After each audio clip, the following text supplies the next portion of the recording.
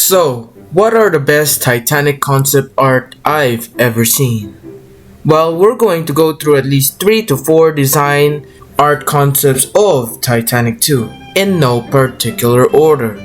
And at the end of the video, I'll be stating my opinion on the pros and cons of each Titanic 2 design and what design looks authentic enough to be compared with the original. Let's get to the big elephant in the room, or white elephant in the room, Clyde Palmer's Titanic 2 design / art concept.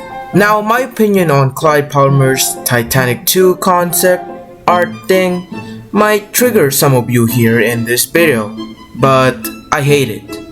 Wait, Zom, isn't that a strong word to use? Yes, I know, but I hate it. It's kind of authentic enough to be recognized as Titanic, but the overall design isn't really that good. I mean, like, I like the hull, I like the funnels, it's just there's some things that it really shouldn't really have. Now, I know some of these things I'm about to talk about is completely reasonable because of the modern maritime safety laws. So just don't get too triggered on my opinion on Clyde Palmer's Titanic 2 design. The thing that really bothers me with Clyde Palmer's Titanic 2 art concept is the observation platform, or the 2 tinted windows at the front of the ship on the 2 funnels.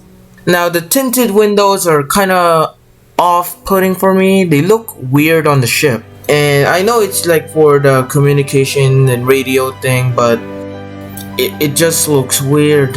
The second thing that bothers me is the fake rudder at the back.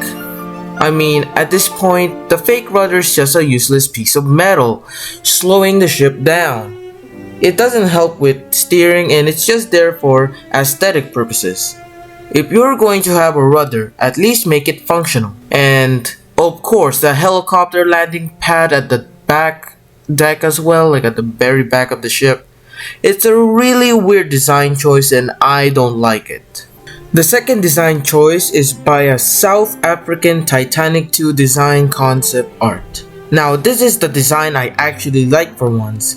It's quite authentic to the original, and it actually has a functioning rudder, though it only has 2 propellers, but at least it don't have those tinted glass windows on the funnel. The rudder is big, so you don't have to worry about the steering and what happened to the Titanic. It has a bulbous bow and has stabilizers in the middle. I don't have much to really say about this design, but I quite like what they're trying to do here. It's authentic, they haven't changed much except for the amount of lifeboats. And now to the most authentic to the most insane one ever proposed. Modernized Titanic 2. If you don't get what I mean, I meant make Titanic more slick like the Queen Mary 2. Now this one has almost no information, but all I can say is that it looks like it's trying to be the world's biggest ocean liner. It's like the designers looked at the biggest ships in the world at the time and just said, "Yup, we're gonna make that Titanic."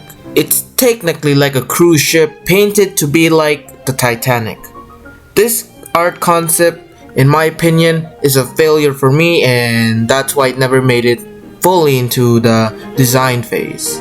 Now, if I were to choose which Titanic design concept is the best, I'd go for the South African Titanic 2 design, since it looks really authentic to the original. I mean, I wish I could have chosen Clyde Palmer's. I mean, there's like, new stuff on it, but just the tinted windows and the fake rudders just a turn off. So that's what I've got for this video. I hope you enjoyed it. Sorry it got delayed, and I'll see you on the next one.